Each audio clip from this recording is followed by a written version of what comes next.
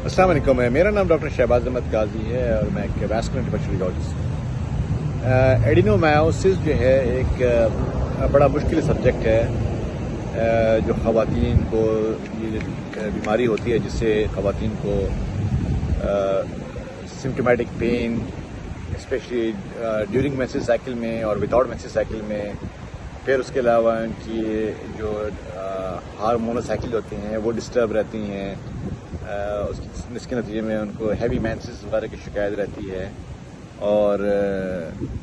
Patient जो होती हैं बहुत परेशान और अपसेट होते हैं इसके ऊपर।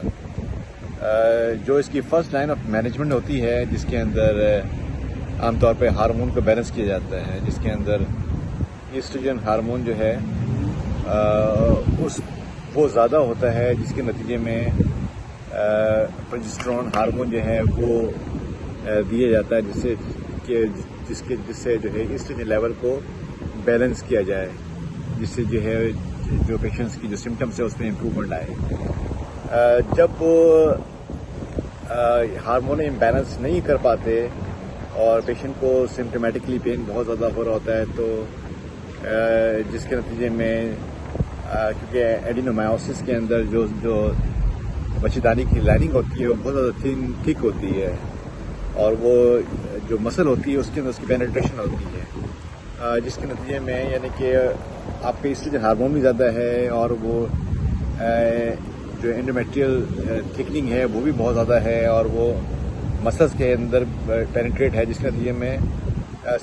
ख़वातीन बहुत ज़्यादा सिम्टोमेटिकली होती हैं, पेन होती है। उसका एक सेकंड जो उसका एक ऑल्टरनेटिव ऑप्शन होता है वो बेसिकली जो है यूट्राइन आर्टरी एम्बोलाइजेशन है, जिसमें पेशेंट्स की छोटे से पार्टिकल के ज़रिए जो है उसको उनकी वेसल्स को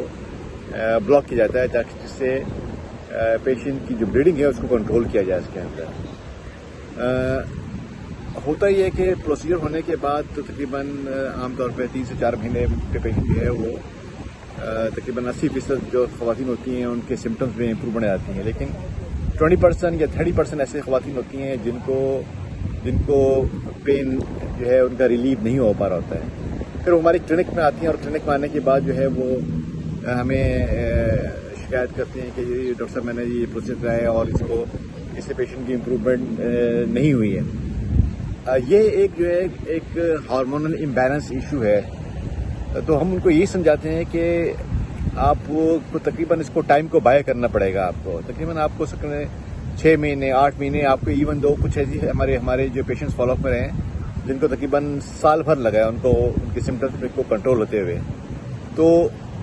ये एक शॉर्ट टर्म इलाज नहीं है, ये एक लॉन्ग टर्म इलाज है। ये हो सकता है कि बाज़ औक़ात जो है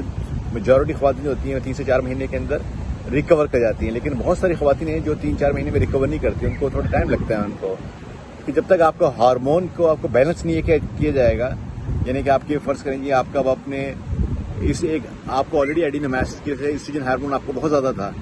अब जब एक प्रोसीजर करने के बाद उस ईस्ट्रोजन हार्मोन की बैलेंसिंग बहुत ज़रूरी है, तो उसको बैलेंस जब तक नहीं करेंगे उस वक्त तक सिम्टम्स में इम्प्रूवमेंट नहीं आएगी। तो ये एक बात जो है हम ख़वातीन को समझाते हैं कि प्रोसीजर के बाद टाइम को बाय करना चाहिए। जब तक हार्मोन बैलेंस नहीं होंगे प्रोसीजर के बाद उस वक्त तक पेशेंट्स की सिम्टम्स में इम्प्रूवमेंट नहीं आएगी। कुछ परसेंटेज ख़वातीन होती हैं जिनको टाइम लगता है, साल लगता है, 8 महीने लगते हैं, 12 महीने लगते हैं, 14 महीने लगते हैं, लेकिन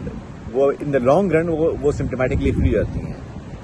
तो ये एक चीज़ है। अगर एडिनोमायोसिस से रिलेटेड आप हमसे रब्ता करना चाहते हैं हमारी सोशल वेबसाइट के जरिए हमसे रब्ता कर सकते हैं। शुक्रिया।